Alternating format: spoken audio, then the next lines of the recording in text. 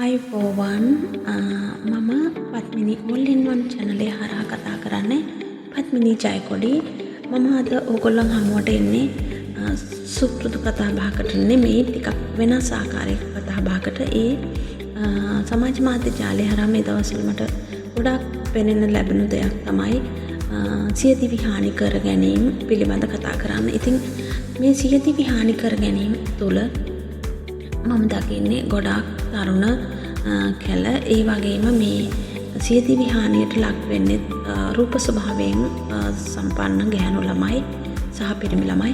ඉතින් මේක මෙහෙම වෙගෙන යද්දී සමාජ මාධ්‍ය ජාලය හරහා මට පේනවා ඒක බොහොම විනෝදකාමී දෙයක් හැටියට තමයි පෙන්වලා තියෙන්නේ. මම දැකලා තියෙනවා ගොඩක් අය ඒවට බොහොම විහිළු සහ අසභ්‍ය විදිහට ඒ දේවල් වලට වචන වමාරුවක් සිදුවෙමින් පවතිනවා. ඉතින් ඇත්තටම මේක අපේ ලෝකෙට දිය යුත්තේ මේක හරි විනෝද ජනක දෙයක් නෙමෙයි. දවස ගානේ අපේ තුල අපි මිනිස්සු තුල අපේ දරුවන් තුල ඇතිවෙන වේදනාකාරී ස්වරූපය සහ දරා ගැනීම ඒගොල්ලන්ට ගොඩක් අයට දරා ගන්න අමාරුයි මේ සිදුවෙන දේවල්. මොකද මේ සමාජ මාධ්‍ය ජාලය හරහා ගොඩක් පෙන්වන්නේ අසභ්‍ය දේවල්. ඒ වගේම කතා කරන්නේ කුණුහරුප කියන දේ තමයි ඔයාලට ලේසියෙන් තේරුම් ගන්න පුළුවන්. මේ දේවල් තමයි අද ගොඩක් දකින්නට ලැබෙන්නේ. ඉතින් මේ දේවල් තුළ මේ ළමයිට යම් තර්ජනාත්මක දේවල් ලැබෙනවා. මමත් මේ දවස්වල සංගීත වැඩසටහනකට ඉදිරිපත් වෙලා කරගෙන යනකොට අපි ඒක කරන් යන ගමන් ඉතින් ඒකට ඇවිල්ලා ගොඩක් අය බැනලා යනවා.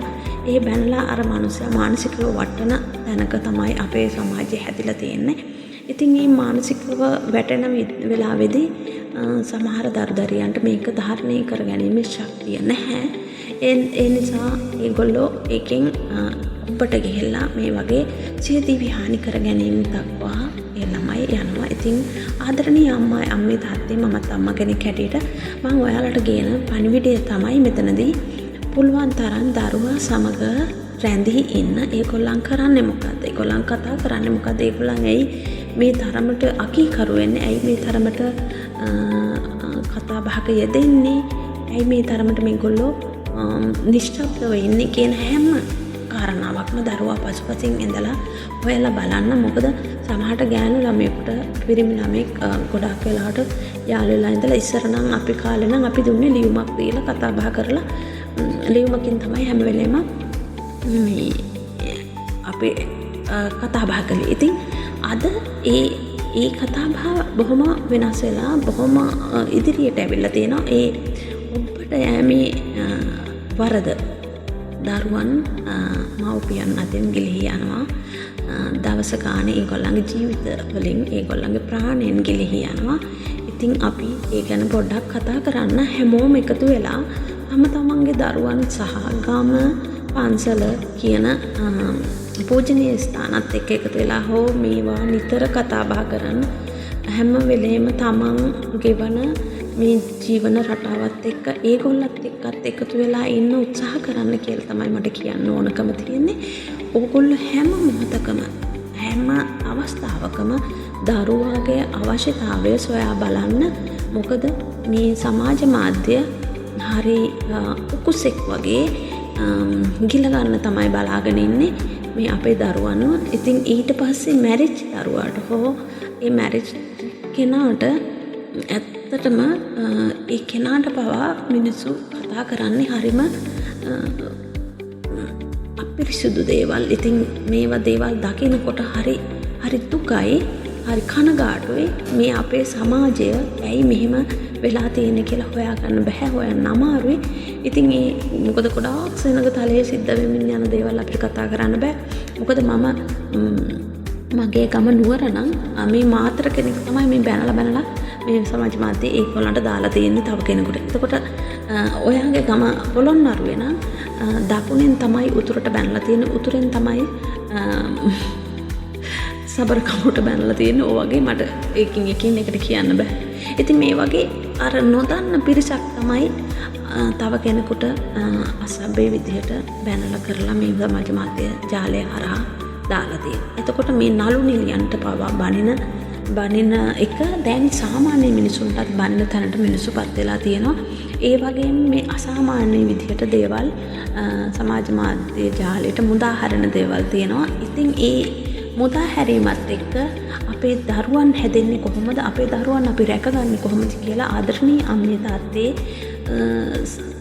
ගොඩාක් උත්සාහ කරන්න අපේ දරුවන් අපි ඇතුළතින්ම අපි ඒගොල්ලන් ගැන හොයලා බලන්න. සහ මේ සමාජ මාධ්‍ය ජාලය තමන්ගේ පේජ් එක රීච් කරගන්න ප්ලීස් ඔයගොල්ලෝ දාන්න එපා මෙවැනි අසභ්‍ය දේවල්. මේවා දානකොට මේකේ අපි කියන්නකො මම ෆලෝව කෙනෙක් කියලා කෙනෙක්ගේ එතකොට ඒ කෙනා ඒ මාධ්‍ය ජාලේ හසුරගෙන යන කෙනා ප්ලීස් කරුණා කරලා මේ ඕගොල්ලන්ගේ ජාලයට මුදා හරින දේ හරිද වැරදිද කියලා බලලා ඒක සමාජයට ගැලපෙනවද කියලා චුට්ටක් බලලා දිගහැරලා දාන්න, ෂෙයා කරන්න දෙන්න එපා මෙවැනි දේවල්. මොකද දරුවන්ට මේක හොඳ නැහැ. මේක කියද්දි මට බොහෝම අය බනීවි. මට රීච් එකක් නොලැබුණාට කමන්නේ. මගේ YouTube channel එක දියුණු කරගන්න නෙමෙයි මම මේ කතා කරන්නේ. ඕගොල්ලෝ මට උදව් කරන්න. මම කැමතියි ඕගොල්ලෝ මට උදව් කරනවට. නමුත් ඒකම නෙමෙයි මගේ බලාපොරොත්තුව. මේ තුලින් පණිවිඩයක් දෙන්න අපි මේ අසභ්‍ය විදිහේ වැඩසටහන් වලින් අපේ අය මුදවා ගන්න බලමු. අපි උත්සාහ කරන්න ඕන මේ දේවල් වලින් මේ අපේ තරුණ පරපුර දිනෙන් දිනම මේ වෙන දෙයට දිනෙන් දිනම පත් වෙන දෙයට නැත්තම් මේ ඉරණමට වගකිය යුතු කවුද කියලා කවුරුත් නැහැ වෙනවා. ඒ නිසා කරුණා කරලා ඔයගොල්ලෝ තම තමන්ගේ දරුවන් බලා ගන්න. ඒ වගේම තම තමන්ගේ පේජ් වල යම් දේවල් දානකොට බොහොම ප්‍රවේශමින් ඒ දේවල් දාන්න, පරිහරණය කරන්න, තව මිනිසුන්ගේ ජීවිත එක්ක සෙල්ලම් කරන්න එපා. ඒක හරි භයානකයි. එහෙනම් මම හිතනවා මේ දේ එක ඔයගොල්ලෝ යමක් තේරුම් ගනිවි කියලා. එසේ වේවා කියලා ප්‍රාර්ථනා කරමින් අදට මම නවතිනවා. ආයුබෝවන්.